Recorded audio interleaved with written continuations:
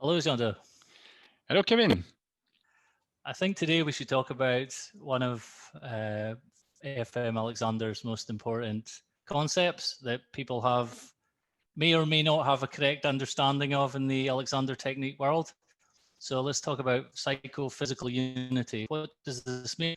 What is psychophysical, and what does it mean to have or develop psychophysical unity?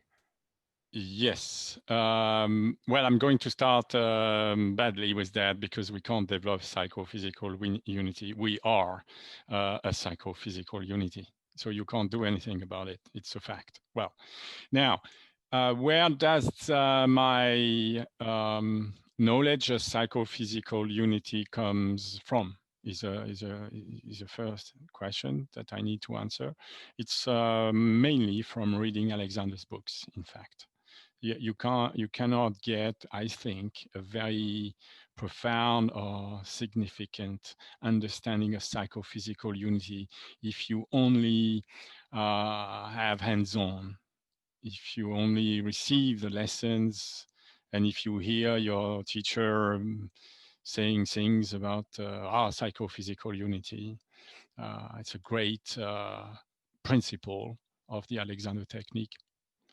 You won't understand much. You will just repeat words that you've heard, and you will think that this is important, but it will not affect how you practice or how you understand what it is you're supposed to practice. So I started very bluntly by saying that you don't develop psychophysical unity. It's not something you can improve. For Alexander, he thinks that it's impossible to perform a movement, a gesture, without having in mind a certain conception of that gesture. For him, we are not like animals.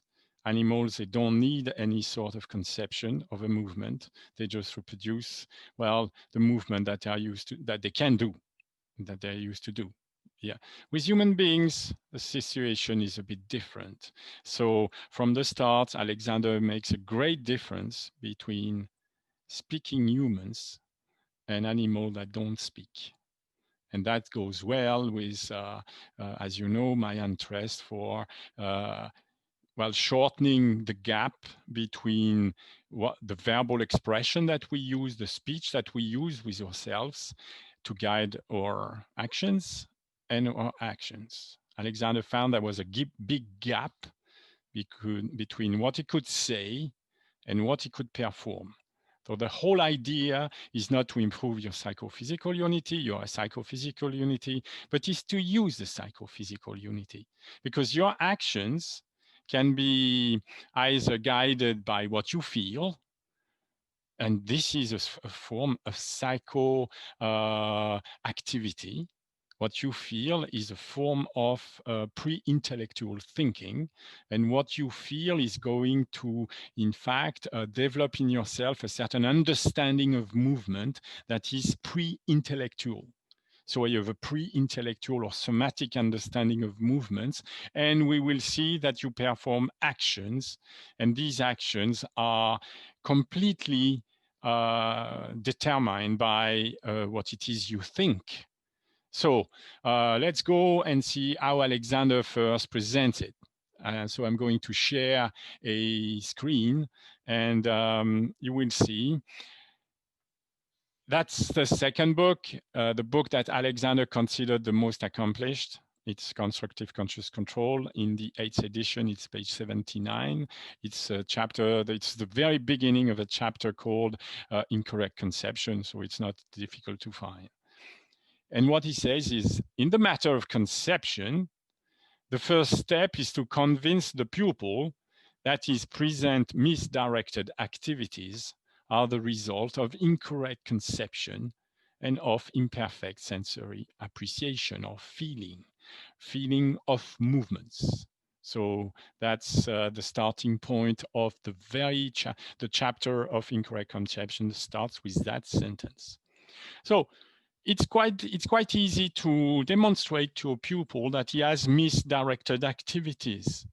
That is seen to make improper movements when he is filmed during, well, a conscious guidance lesson. So how do we define incorrect or misdirected activities? Well, if you remember, we decided that the primary control was the control of the widening and lengthening of the mechanism of the torso. So it can be shown that when the pupil is going, for example, to stand from sitting or going to start a movement forward, starting to walk, or when the pupil is starting to get a breath, well, the pupil is seen on screen to shorten the mechanism of the torso. That's it. We have a misdirected activities. What Alexander is saying is that is not a problem of muscles. It's not a problem of the body, if you want. It's not the body that is too short or the muscle are some too active, other are totally inactive. No, he doesn't start like this. He starts by saying that we have to convince the pupil. And remember that in the initial Alexander technique, the first pupil is the most important. So the first pupil is oneself. So you, Kevin, you have to convince yourself. I have to convince myself, and the listeners will have to convince also themselves, because at first it's not obvious. We tend to think that, oh, I have a bad knee, I have a back problem, where the problem seems to come from a tendon, a muscle, a cartilage, something off the body. Alexander says, no, we are a psychophysical unity. You can't have a bad knee or a bad back if your conception of the movements that involve any part is an incorrect conception. And use different words, so it's quite interesting from the start to know that in the books there are different ways that he will express incorrect conception. So there is one that is quite interesting, is unreasoning conceptions. We have unreasoning conceptions of how the back should work, of how the neck should, for example, should be let to be free, for example. I will deal with that in a second and show what is a correct conception and, of course, what is an unreasoning conception. So unreasoning conception means that the psychophysical unity is working with pre-intellectual conceptions. Some people, they call it somatic conceptions, or you can call them also embodied cognition conceptions. You've done the movement all your life in this way. That's how you feel the movement should be done. And if you don't feel these feelings, then you're suddenly not able to perform the movements. During the lessons, it's often the case that the pupil will turn to me because normally they don't look at the screen, they don't look at the camera when they work. So they will turn at the camera and say, this is just impossible. I cannot, for example, start to make a step forward, or I cannot go to sit, or I cannot start from the chair to stand, not doing that movement. The movement I'm requesting to inhibit, the pupil says, no way. This movement is part and it's parcel of the whole gesture. How would you, it's impossible, nobody can do it. They want always for me to demonstrate that it is possible. I prefer not to. I prefer them to experiment by themselves with other conceptions. So I'm going to try and explain this during this talk. Of course, it's not a lesson. I don't want it to be a lesson. I mean, a conscious guidance lesson, but it's quite interesting to view the problem from Alexander's point of view. Well, from the point of view he exposes in his books. So we have a person that lacks the knowledge, it lacks the reasoning knowledge of how the different parts of the torso are supposed to be geared together, supposed to work together. We are talking about coordination of movements of the parts. And when that is the case, Alexander, well, it's better if I let Alexander do the talking for a while. So let's have a look at this. So he says, because he lacks this knowledge, the athlete, like the animal, has to depend upon his feeling for the direction of the working of these mechanisms. And as the feeling has become more or less untrustworthy in the majority of athletes, a fact that can be demonstrated, the mechanism which he employs for his activities are bound to be misdirected. Such direction be as unreasoned as that of the animal, cannot be compared with that conscious reasoned direction which is associated with the primary control of the mechanisms of the self as a working unity. So this is his position, and it's quite interesting now to debunk the complex sentences and to see what he's talking about. So so he's taking the athlete, because the athlete has to perform some actions, and very often we do judge the action of the athletes. The athletes has to perform, and it's quite common to observe, to in fact measure, and this is very important, because I am obliged to say this, because in the modern Alexander technique, this idea of conscious control, this idea of measuring the result, is really seen as an indictment of the personality of the person. You think, oh, well, the person has the impression, or has been told, that controlling the movement would be like saying that you're wrong, that you're bad, that you're not part of the elite of the person. In our case, we just think that conscious control, we mean judging a movement, is just something that is necessary. It's not only appropriate, it is necessary. It is only when the pupil starts to see what his misdirected activities are. It's not a judgment in the sense of saying you're bad. It's a judgment in a sense of a diagnostic, saying when you want to make a step, you can see on screen this and this and this and these movements.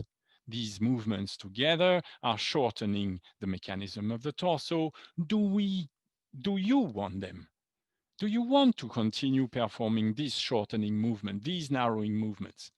Of course, the pupil will obviously say no. It's obvious that when the torso is really compressed, the belly projected out, the upper torso really unduly lifted at the front, well, it's obvious that this movement could be done in a different way, in a different manner, a manner of use that would in fact lengthen the mechanism of the torso. And we will see when Alexander considers that the mechanism of the torso is lengthening and widening, then you get the result that we want, that is that the neck is free. So the direction of the working of the mechanism of the person are at first, well, the feeling he has when he performs the movements. He doesn't even realize he's performing all these movements. All these movements are just happening when he wants to do a gesture, a whole body gesture. So it's necessary at that moment to, in fact, start to control, start to measure, start to see when the movements are starting, when they are finishing, so the person can have some ways to reason about the use, about the manner of use. The Alexander technique at first, before the modern Alexander technique arrived with this idea that everything comes through the touch of the teacher, at first it was a self-help technique. Technique was not some sort of skill that somebody would have developed in the hands in order to, in fact, organize the movements of someone else. That would be the recipient, that will be the patient. We were, at first, Alexander was totally against this idea of treating someone. of trying to do something to somebody to cure the person. No, the idea was completely different. The idea was to teach the person to analyze the movements, to measure the movements, and to construct a model of the required movement that needed to be coordinated in order for the torso to expand so that the neck could be free and the head could go forward and up. So I wanted, when I started to teach without hands, to in fact, well, first reconcile myself with this idea of teaching and not treating and not manipulating, molding people into the correct activities. It's an awful definition that Alexander has developed in the second part of his career, and he's been trapped in it.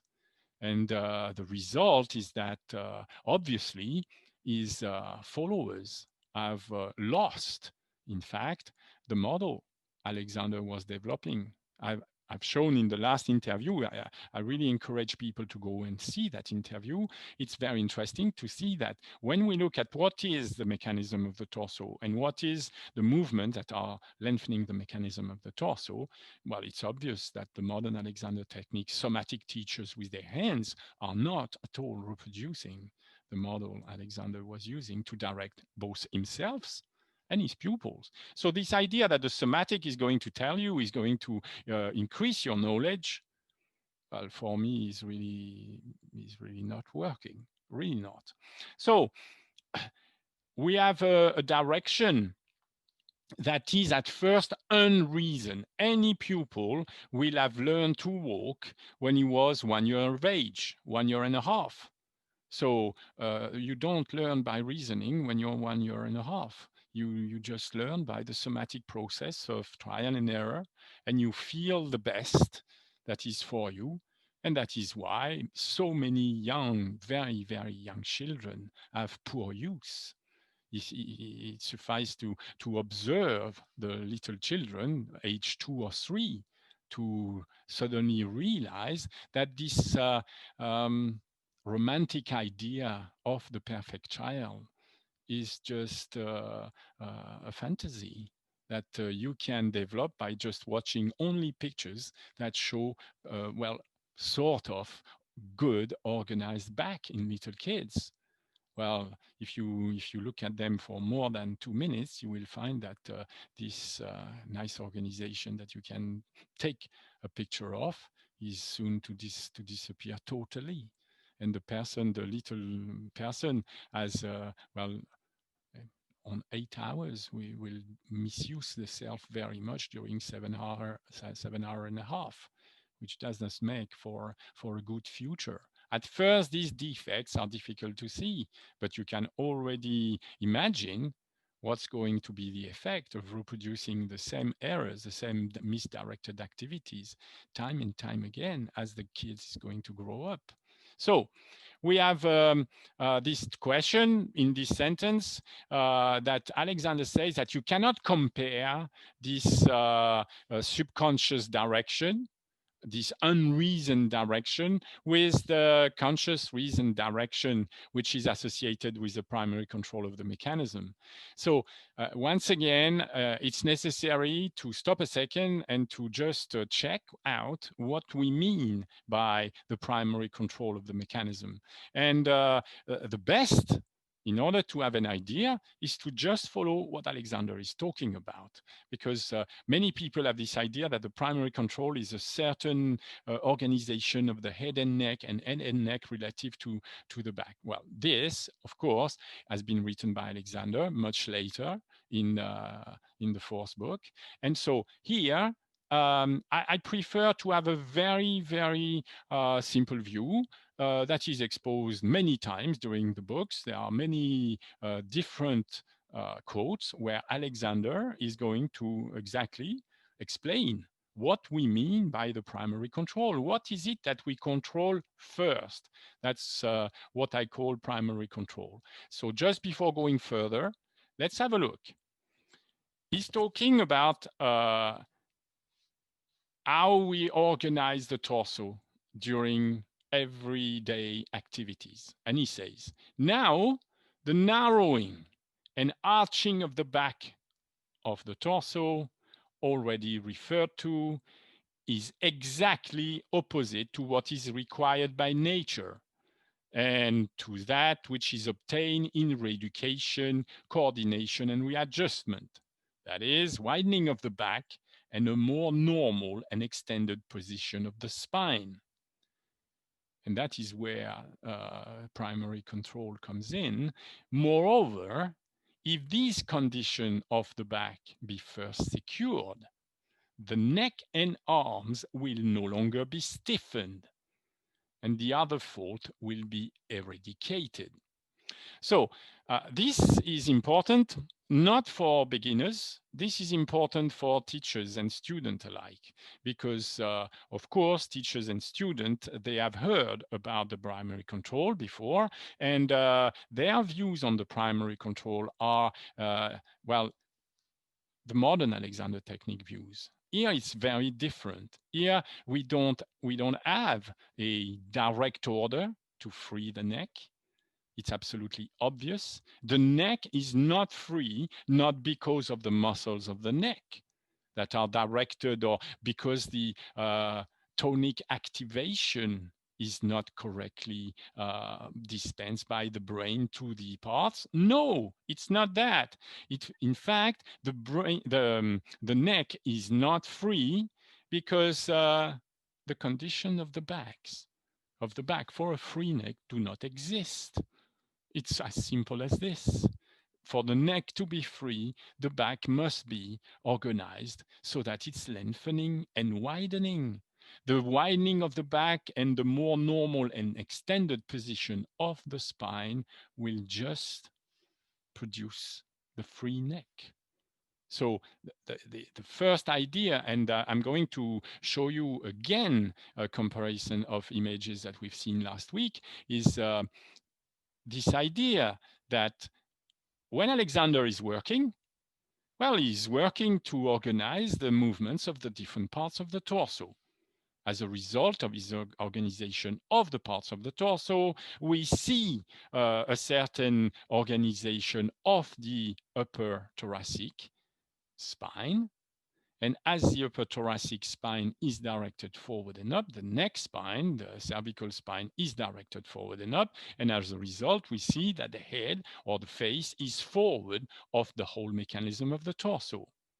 When the torso is not organized at all, because the teacher, well, probably thinks that it's all going to come from the neck and head relationship, what we can see is that, well, of course, there is a protruding abdomen, there is the hollowed back, the upper torso is unduly lifted, and as a result, the head cannot be forward of the front of the torso.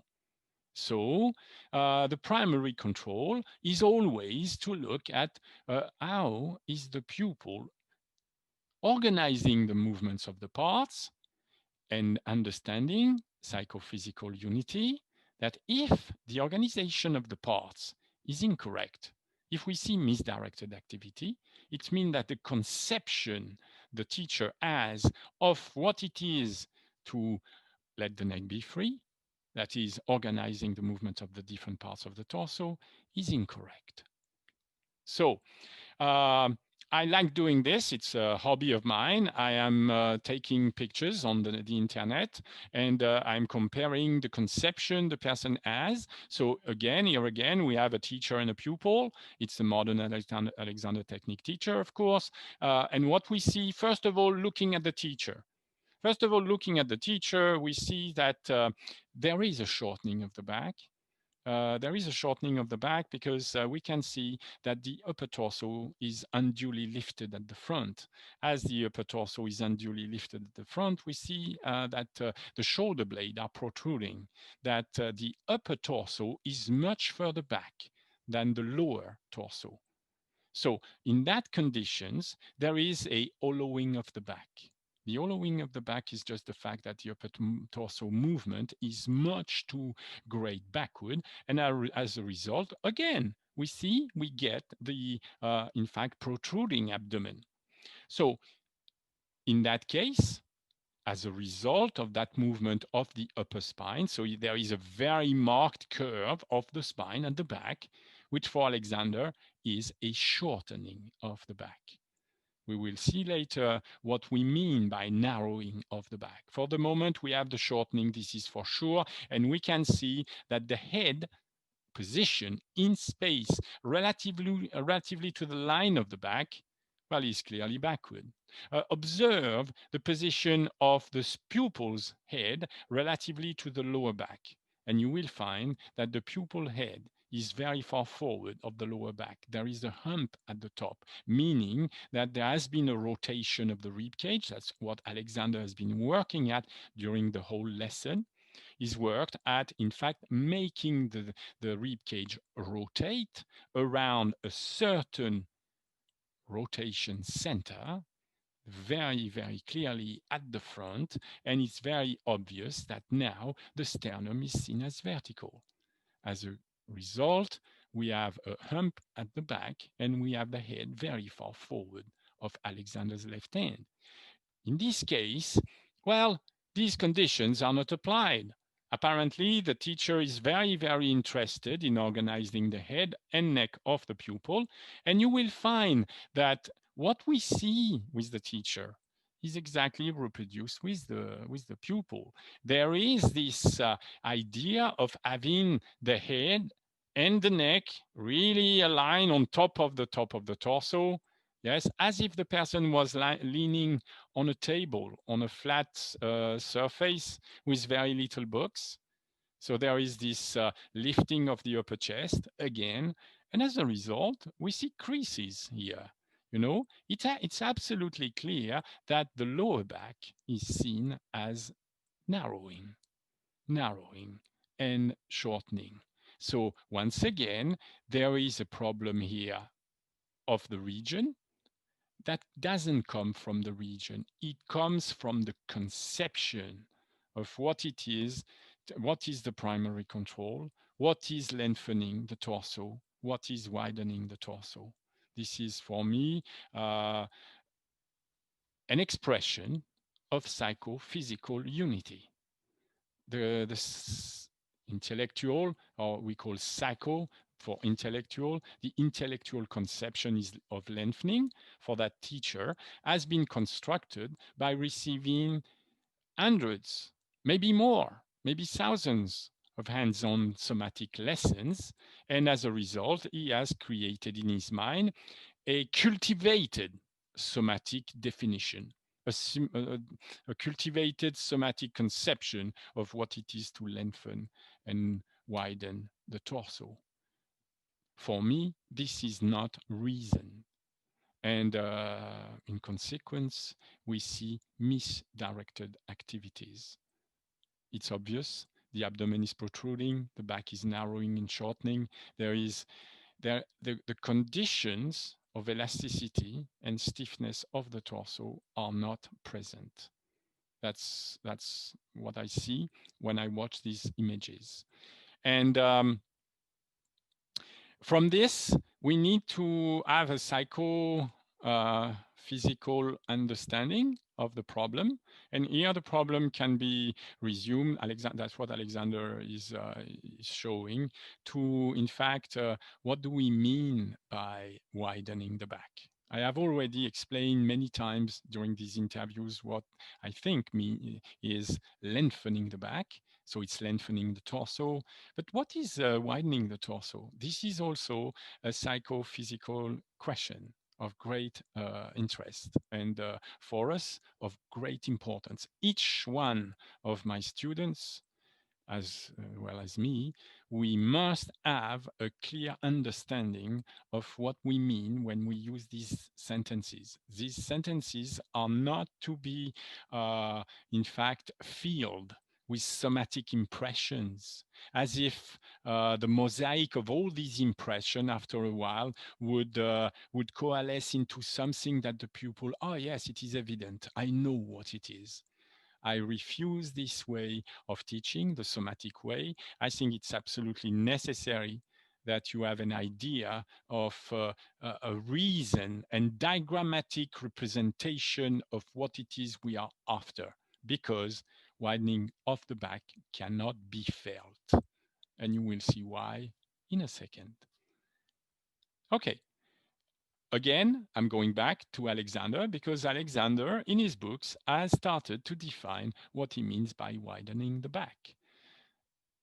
Yes, but to understand, we need a close reading.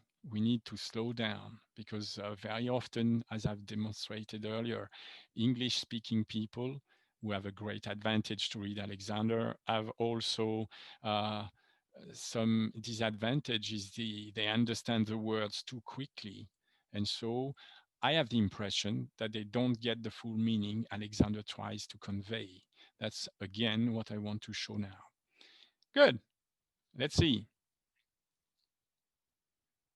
Everybody will recognize where this quote is coming from. It's constructive conscious control of the individual. It's where Alexander is explaining what to his idea could be the way to teach without touch. It's a passage in illustration called Hands on the Back of a Chair. So I'm taking this in the middle, and you will see why.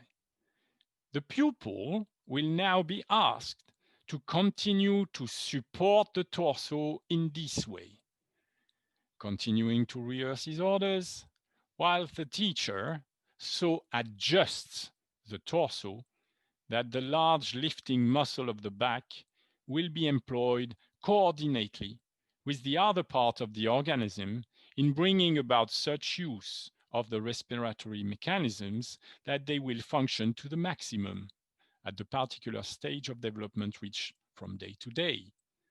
Success in this part of the evolution will bring about a change in the condition of the back, which will be described by the ordinary observer as a widening of the back. This is the sentence we are going to explore just for a second. So there are a few problems here, as you will see. We are talking supporting the torso. But the strange thing is that we are the whole business of supporting the torso in this procedure is to support the torso with the arms. And it does not, I can tell you, it does not come very, very quickly to the mind of somatically trained pupils, how you could support the torso with the arm. And so in this sentence, you will find once again that in order to obtain the result that we want of widening of the back, the teacher is required to adjust the torso, not the neck and head relationship. And he said, adjust the torso in such a way that the large lifting muscle of the back will be employed coordinately with the other part of the organism.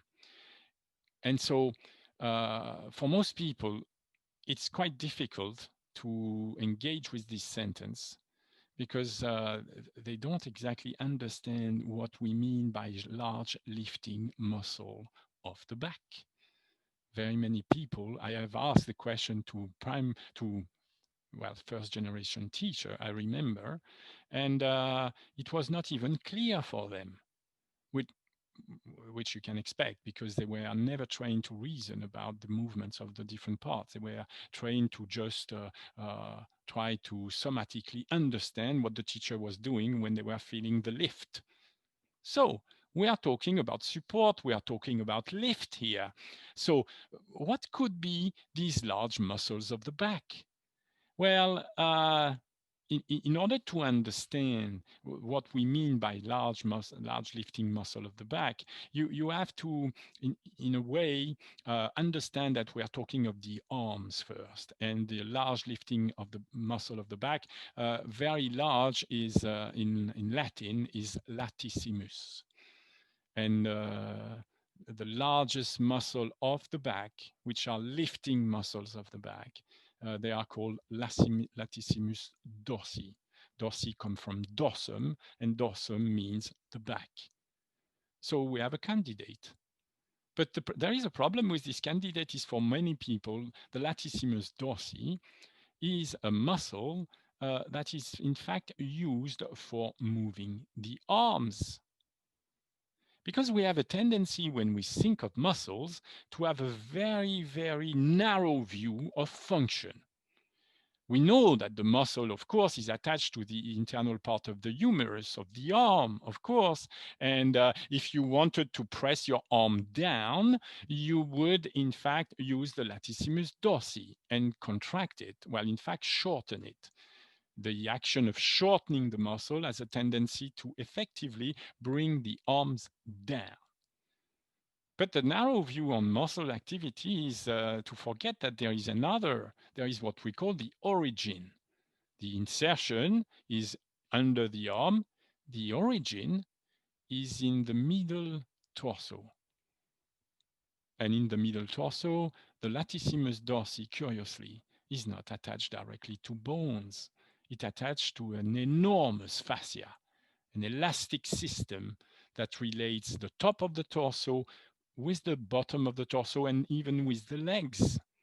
So we have now another idea to have in mind, and the best to understand the functioning of support is to look at the animals, look at brachiation, what we call, there is an awful word in scientific term, we call it brachiation. And so you should see an image and you will recognize the monkey. And what the monkey is doing, the monkey is in fact walking in the trees. And so is in fact supporting the torso with the arm. And there is a massive muscle that relates the middle of the torso with the underneath of the arm. And you can see that, well, the monkey is not using the shortening contraction.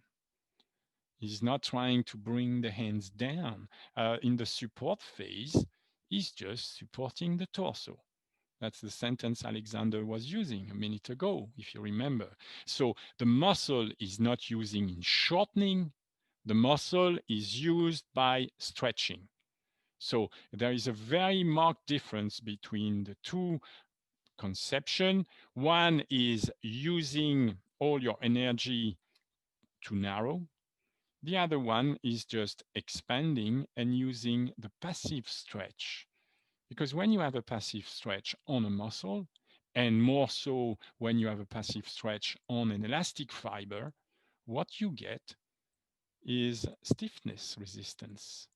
You get something that does not cost you any energy and that produce even more force than the shortening of the muscle. The monkey, you can, if you want to have a look on Google, you can see that these monkeys can stay on suspended by one arm, so the torso is supported by the elastic stiffness of the latissimus dorsi, and this will have a tendency to widen their back. So how can we understand this? Widening the back? Yes, look at this. We have here the latissimus dorsi in red. I'm pointing with my arrow. I hope you can see it. And so this is the latissimus dorsi. We can see that there is a large tendon, an elastic tendon that is not muscle, that is connecting that muscle with the upper arm. But we see that this very, very large muscle is not connected to the spine directly. Is connected with an enormous, a giant fascia that relates the head with the lower torso. And so when you are directing the elbows, for example, forward and down, look at what Alexander is performing. He's performing the hands on the back of a chair on the right of this image. And what can we see? We see that he's making sure that the pupil is directing the movement of the elbow forward and down. Yes, forward and down. And what is the effect of that movement of the upper arm to the middle of the back? Well, it's very clear. It's pulling on the latissimus dorsi, stretching the latissimus dorsi. And when he's stretching the latissimus dorsi, what happens? Well, simply, the giant fascia is going to be expanded. We know that the more you expand a spring, the more it will pull back. And so the way this spring is constructed, it's equipped with reinforced elastic fibers. You see, these dots are the directions of the elastic structure. And the elastic structure, as you can see, is in X. So when you widen the elastic, you reinforce the vertical pull. Alexander is always saying, I want to get her to do something by which she will, in fact, get the antagonistic pulls. There is something about these antagonistic pulls that are relating the movement of the arm with the legs on the opposite side. Yes, there is a connection. When you start to widen the back, you have a very, very well intelligent system of stabilization, because the left part of the torso can be used to stabilize the opposite side. Imagine the person has to take one step to the side, and you will understand somehow how the person can, in fact, prevent the misdirected activity of shifting the pelvis on the supporting leg and stay centered even when the opposite leg is off the floor. So this, you have to understand, is a real connection, a real understanding of the functioning of the muscles and fascia. Because as I've explained, we can see that the latissimus dorsi, that's the red muscle here, is connected with the gluteus maximus, which is the muscle of the buttock on the opposite side, through that very dense, web of elastic structures. There is one thing though, is that most of the time you feel muscles working when they are shortening. When they are lengthening, you feel a stretch, but you don't feel much. But the problem is you cannot feel the fascia. There is very little system of information in the fascia. There is 10 times less muscle spindles. There are nearly no mechanism to tell your brain that you are actually lengthening the fascia. So here, it's seen that the fascia is lengthening because there are no crease whatsoever. It's absolutely obvious that Alexander's hand is pressing on a flat, wide surface.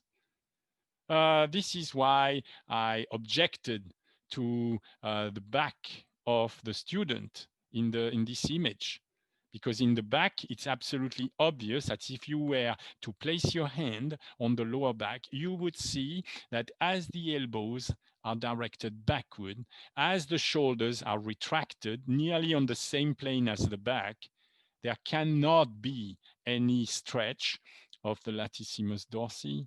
So the latissimus dorsi is not, in fact, coordinated with the back. There is no widening. So there is a misdirected activity. The pupil is protruding the abdomen forward and pulling the upper torso back because there is no other solution. In the case of Alexander's working with the pupil, it's different. He's organizing the movement of the torso and the movement of the arm in a coordinated fashion so that you can get a stretch of the fascia. So there is not only a lengthening of the back, but there is also a widening of the back. So we get now to understand a bit more what Alexander was talking about when he says that the large lifting muscle of the back, they can only start to work in the way we want when the torso is adjusted.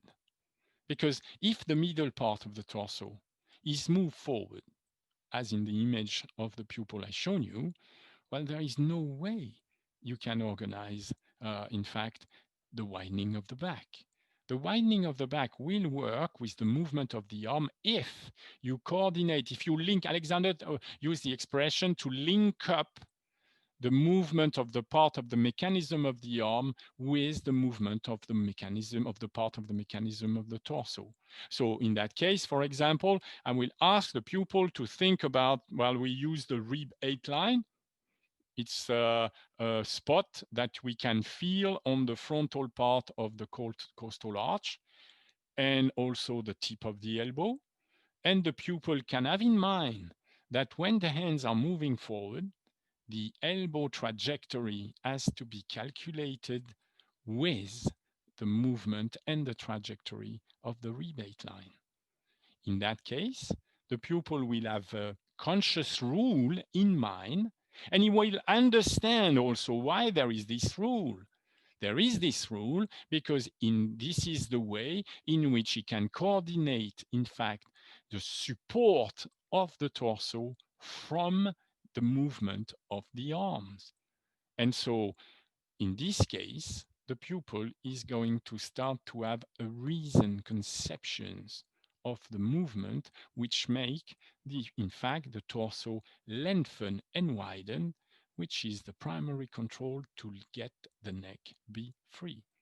So this is a short demonstration showing that conscious conception is something totally new. The pupil cannot learn conscious conception from the somatic training that he had when he was young. He cannot learning either from somatic practices where it's the teacher that is organizing the movement of the part, even if a teacher was conscious of this and was organizing the parts of the movements of the parts of the person so as to obtain that widening and lengthening of the back. The thing is, as long as the pupil has not developed a conception of a reasoned conception of the connection between the movements of the parts, well, as soon as the teacher will stop his manipulation, the pupil will be lost, will be left with his somatic understanding. And as this somatic understanding does not integrate the movements of the different parts, the coordination, the pupil has no idea what you mean by coordination. For him, coordination is like a strange word. It's something that other people do.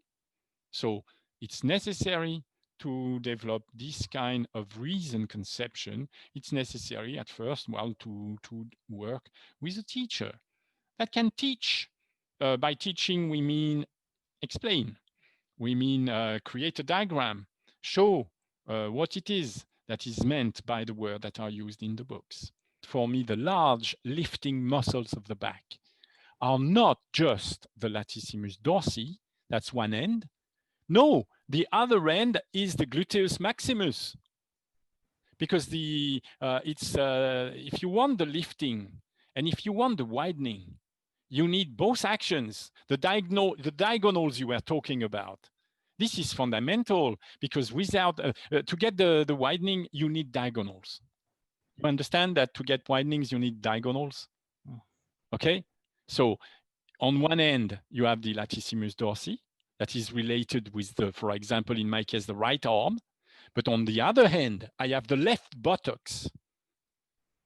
Yeah. And I need to understand that when I sit, for example, I need to organize the diagonals. Okay. Super. So thank you, Jeando. You're welcome. If anyone is interested in a lesson with Jeando, you'll find a link to his website underneath this video. And we will see you in the next video. So thank you, Jeando. Thank you.